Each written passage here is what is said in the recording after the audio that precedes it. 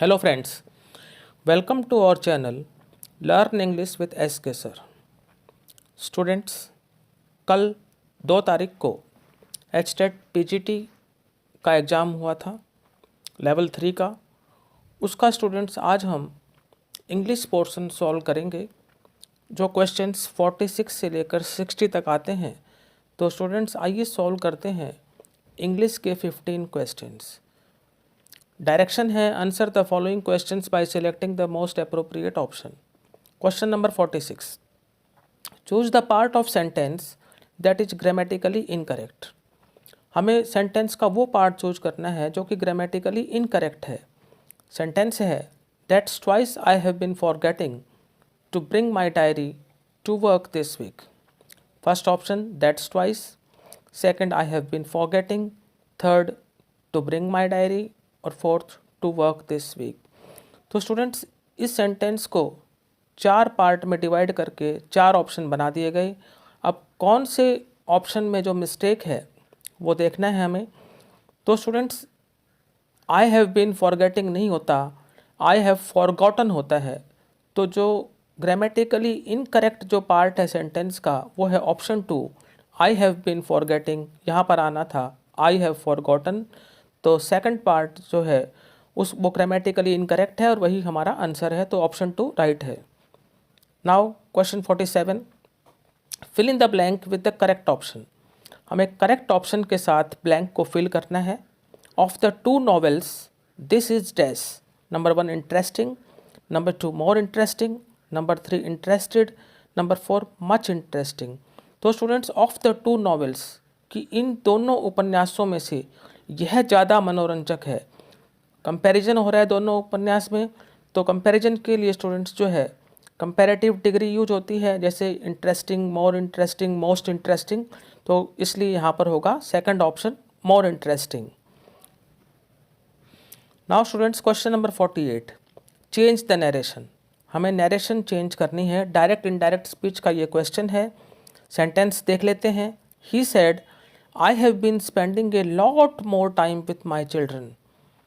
उसने कहा कि मैं अपने बच्चों के साथ बहुत सारा समय बिता रहा हूँ। तो आपका जो है ये डायरेक्ट स्पीच का सेंटेंस है, इसको आपको इनडायरेक्ट स्पीच में कन्वर्ट करना है। ऑप्शन देख लेते हैं। First, he told me that he had been spending a lot more time with his children. Second, he told me that he is spending a lot more time with my children. Third, he told me that he had spent a lot more time with his children. Fourth, he said that he spends a lot more time with his children. तो students अब यहाँ पर said जो है reporting verb है, इसको हमने change कर दिया टोल्ड में। फिर हमने यहाँ पर ऑब्जेक्ट ले लिया मी। उसके बाद यहाँ पर आई है, आई सब्जेक्ट से चेंज होगा, सब्जेक्ट थर्ड पर्सन में ही है तो ही हो जाएगा। फिर ये हैव बीन स्पेंडिंग है, ये प्रेजेंट परफेक्ट कंटिन्यूस में है, इसको हम पास्ट परफेक्ट कंटिन्यूस में चेंज करेंगे तो हैड बीन स्पेंडिंग हो जाएगा। बाकी सारा एज इट इज है, a lot more time with his children. तो ये सारी चीज़ें मिलती हैं ऑप्शन 1 में। He told me that he had been spending a lot more time with his children, option 1 correct है। Now students question number 49, fill in the blank with the correct present perfect and continuous tense. Sentence है who dash was coming to see me this morning. First, you should say, second, did you से, third, you did said और fourth, did you say that. तो students हमसे ये कहा गया है कि हमें ब्लैंक में जो है correct present perfect continuous tense भरना है, जबकि ऑप्शंस में प्रेजेंट परफेक्ट कंटिन्यूस टेंस कहीं दिखाई नहीं देता चारों ऑप्शंस में से। तो ये क्वेश्चन थोड़ा टिपिकल बना रखा है। तो ये पेपर सेटर इसके बारे में जो है सही बता पाएगा। तो स्टूडेंट्स मैं आपको इसका आंसर बता देता हूँ कि आंसर क्या होगा। आंसर होगा second option, did you say. Who did you say was coming to see me this morning. Did आपका जो है वर्ब की सेकंड फॉर्म होगी तो उसके साथ जो है फिर फर्स्ट फॉर्म लगती है। अब डिड यू से के साम से अगर हम देखें तो ये पास्ट इंडेफिनिट बन जाता है। तो who did you say was coming to see me this morning, second option correct है। Now question 50, fill in the blank with the correct present perfect continuous tense. Blank में जो है correct present perfect continuous tense को भरना है। तो students he dash for 5 hours. First option been slept, second is sleeping, third been sleeping, fourth has been sleeping. वह 5 घंटों से सो रहा है। तो से रहा है, से रहे हैं, से रही है के लिए पहचान क्या होती है students? Present perfect continuous tense. और प्रेजेंट परफेक्ट कंटिन्यूअस टेंस में लगता है has oblique have plus been plus verb की फर्स्ट फॉर्म प्लस आईएनजी। और ये मिल रही है हमारे को ऑप्शन 4 में। ही के साथ लग गया हैज, क्योंकि ही सिंगुलर प्रोनाउन है, तो इसके साथ हैज लग गया। आई वी यू के साथ हैव लगता है, ही सी इट के साथ हैज लगता है। और बाद में आपको दे रखा है फॉर 5 आवर्स, ये पीरियड ऑफ टाइम है। तो स्टूडेंट्स हैज बीन स्लीपिंग जो है यहाँ पर करेक्ट आंसर है। प्रेजेंट परफेक्ट कंटिन्यूअस टेंस हमसे भरने के लिए कहा गया था, तो हैज बीन स्लीपिंग आएगा, ऑप्शन 4 करेक्ट है। Question 51, fill in the blanks. The growing number of visitors dash the footpaths. First option are damaging, second is damaging, third were damage और fourth was damaged. The growing number of visitors, यात्रियों की बढ़ती हुई संख्या footpaths को damage कर रही है। तो स्टूडेंट्स यहाँ पर आप देखेंगे ग्रोइंग नंबर की बात की जा रही है, तो ग्रोइंग नंबर को अगर हम देखते हैं सब्जेक्ट के रूप में तो यहाँ पर आएगा आपका इज़ डैमेजिंग।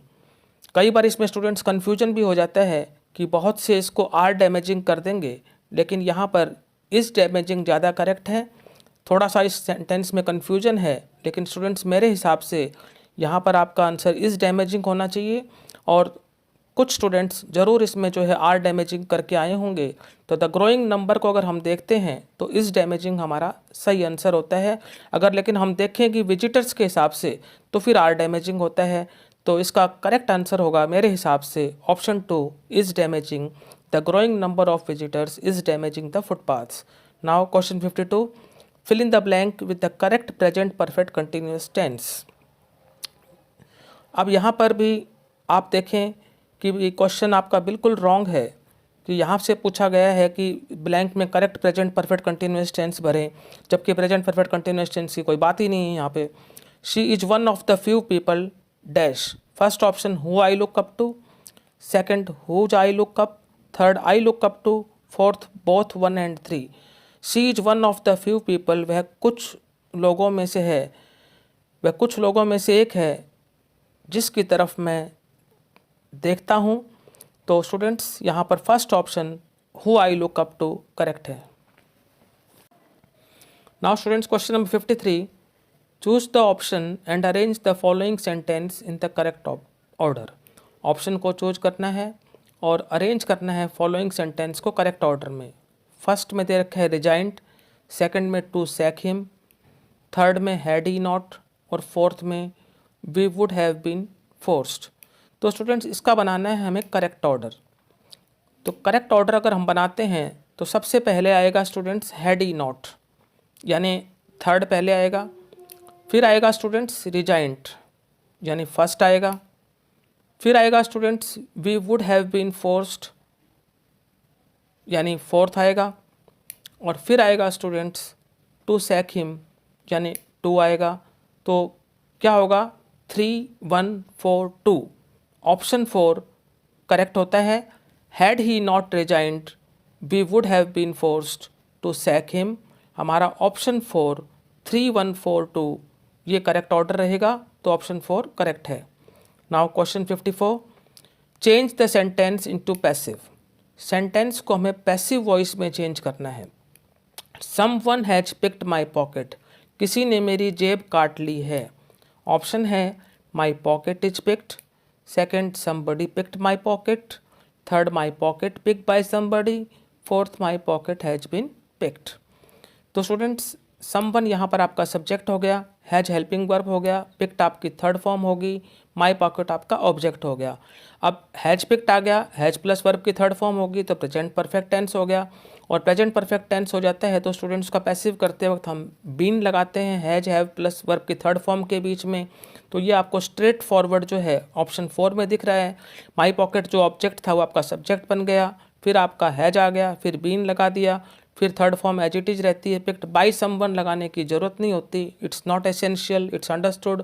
तो my pocket has been picked ये आपका करेक्ट आंसर है। Now students question number 55, choose the grammatically correct sentence. जो सेंटेंस ग्रामेटिकली करेक्ट है उसको हमें चूज करना है। फर्स्ट है no sooner we reach the station and the train arrived. Second, no sooner did we reach the station then the train arrived. Third, no sooner did we reach the station then the train arrived. Fourth, no sooner did we reach the station the train arrived. तो students, जब भी no sooner हो तो then आता है THAN। तो correlative conjunction का आपका ये सेंटेंस है। नो सूनर के बाद हमेशा डिड का प्रयोग होता है, फिर सब्जेक्ट और उसके बाद वर्ब की फर्स्ट फॉर्म, क्योंकि डिड के बाद हम वर्ब की फर्स्ट फॉर्म का यूज करते हैं। और फिर हम जो है देन देखेंगे कि उस सेंटेंस में देन है कि नहीं, THAN। तो no sooner did we reach the station then the train arrived, कि हम स्टेशन पर पहुँचे ही थे कि तभी गाड़ी आ गई। Option 2, no sooner did we reach the station then the train arrived, सही है। Question 56, fill in the blank with the correct option. Blank को जो है करेक्ट ऑप्शन से फिल करना है। Dash they slept soundly. First, hot though was the night air. Second, hot though the night air was. Third, hot was the night air that. और fourth, hot although the night air was. तो students, यद्यपि जो रात्रि की जो हवा थी वो गर्म थी, दे स्लेप्ट साउंडली, उन्हें गहरी नींद आई। तो student second option, hot though the night air was, they slept soundly. तो सेकंड ऑप्शन करेक्ट हो जाता है हमारा, hot though the night air was. Fill in the blank with the correct present perfect continuous tense. Students, इस बार पता नहीं कैसे बार बार ये प्रेजेंट परफेक्ट कंटिन्यूस टेंस आ जाता है। यहाँ पर ये question present perfect continuous tense का है ही नहीं, ये सब्जेक्ट वर्ब एग्रीमेंट का क्वेश्चन है। Dash thinks that Julie should be given the job. First option, neither of us. Second, practically everyone. Third, a number of people. Fourth, both 1 and 2। तो students, यहाँ पर सब्जेक्ट वर्ब एग्रीमेंट की बात कर रहे हैं, तो नाइदर ऑफ अस के साथ भी वर्ब की फर्स्ट फॉर्म प्लस एस लगता है, और प्रैक्टिकली एवरीवन के बाद भी जो है वर्ब की फर्स्ट फॉर्म प्लस एस या ES लगता है। तो यहाँ पर थिंक्स है, तो नाइदर ऑफ अस भी जो है यहाँ पर उसके बाद वर्ब की फर्स्ट फॉर्म या एस या एस लगता है, और प्रैक्टिकली एवरीवन के बाद भी वर्ब की फर्स्ट फॉर्म या एस या एस लगता है। तो थिंक्स यहाँ पर है, तो दोनों ऑप्शन आपके आ सकते हैं। Neither of us thinks that Julie should be given the job, हम में से कोई ये नहीं सोचता कि जूली को जो है जॉब देनी चाहिए, और प्रैक्टिकली एवरीवन थिंक्स, व्यवहारिक रूप से हर कोई सोचता है कि जूली को ये जॉब देनी चाहिए। तो एवरीवन और नाइदर को देखते हुए हम ये कह सकते हैं कि यहाँ पर जो थिंक्स है, तो दोनों ही आपके ऑप्शंस जो हैं करेक्ट होते हैं। तो यहाँ पर आंसर हो जाएगा आपका option 4, both 1 and 2। Now question 58, to have a bee in the bonnet means. First, to know perfectly. Second, something you are obsessed with. Third, not to take anything seriously. Fourth, to deviate from the point. To have a bee in the bonnet, ये आपका idiom है।